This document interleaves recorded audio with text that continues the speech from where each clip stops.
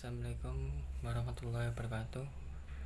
Perkenalkan, nama saya Robi Akbar dari Fakultas Teknik Mesin kelas 3C.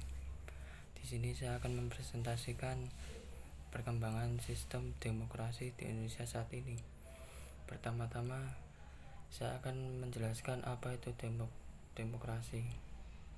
Yaitu demokrasi menurut Abraham Lincoln adalah suatu sistem pemerintahan yang diselenggarakan dari rakyat, oleh rakyat, dan untuk rakyat.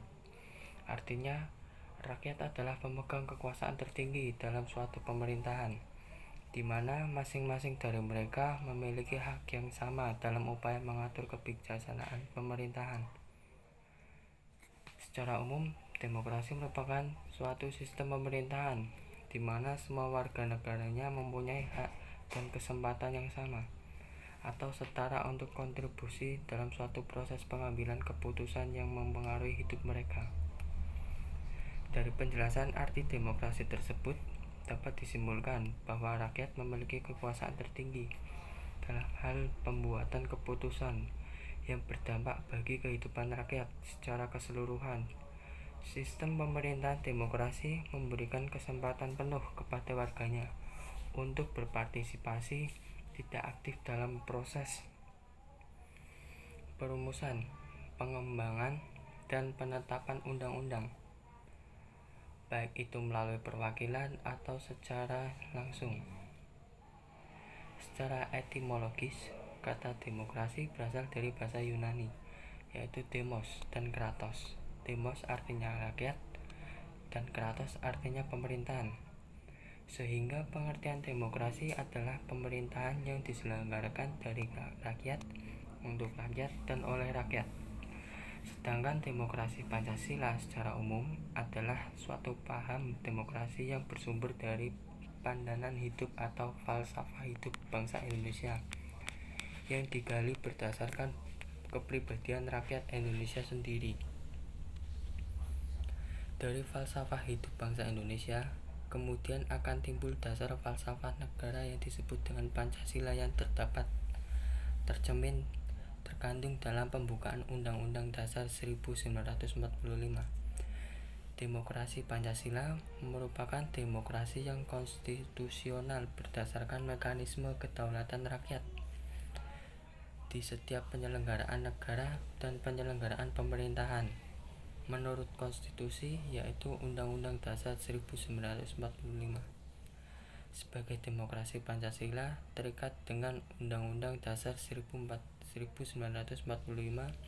dan implementasinya atau pelaksanaannya wajib sesuai dengan apa yang terdapat dalam Undang-Undang Dasar 1945. Nilai musyawarah untuk mufakat terkandung dalam sila keempat.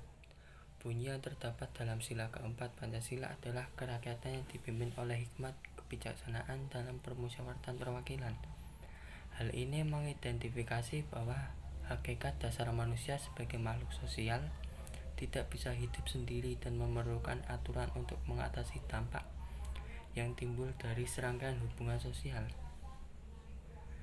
Isi yang terkandung secara keseluruh sila keempat dalam Pancasila berasal dari naluriah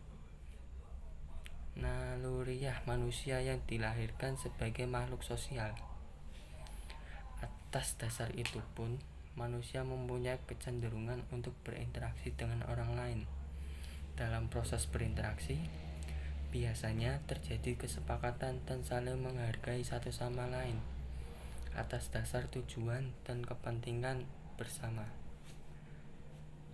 Hal tersebut menunjukkan makna permusyawaratan. Adapun hikmat kebijaksanaan dalam arti ini adalah kondisi sosial yang menampilkan cara rakyat berpikir dalam tahap yang lebih tinggi sebagai bangsa dan membebaskan diri dan belenggu pemikiran berasaskan kelompok dan aliran tertentu yang sempit.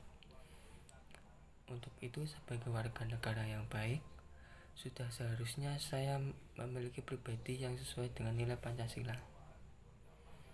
Berikut beberapa hal yang menunjukkan refleksi pribadi saya tentang tradisi atau kebiasaan bermusyawarah untuk mufakat dalam bermasyarakat yang sesuai dengan semangat demokrasi Pancasila.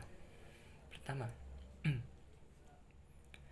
ikut serta dalam pemilu merupakan contoh memiliki pribadi berdasarkan nilai Pancasila, bahwasanya dalam menentukan pemimpin atau wakil rakyat ada hak suara kami yang harus diakui karena pada dasarnya demokrasi pemerintah tertinggi pada rakyat. Kedua, mufakat.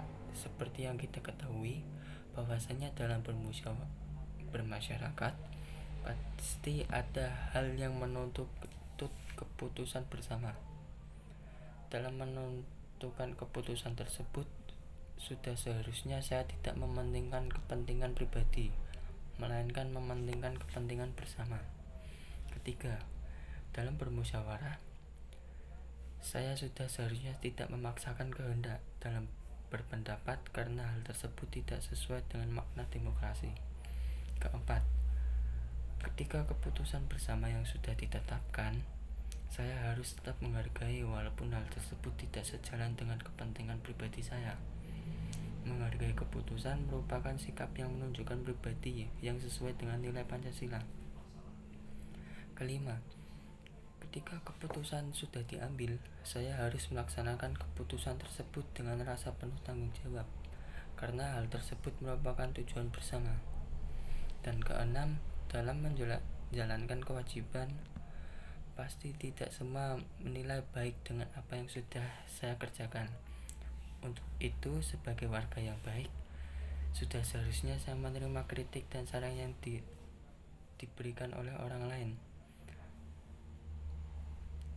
Hal tersebut merupakan perilaku pribadi saya, dilakukan agar kehidupan bermusyawarah untuk mencapai mufakat di kehidupan bermasyarakat ini sesuai dengan apa nilai yang terkandung dalam semangat demokrasi Pancasila.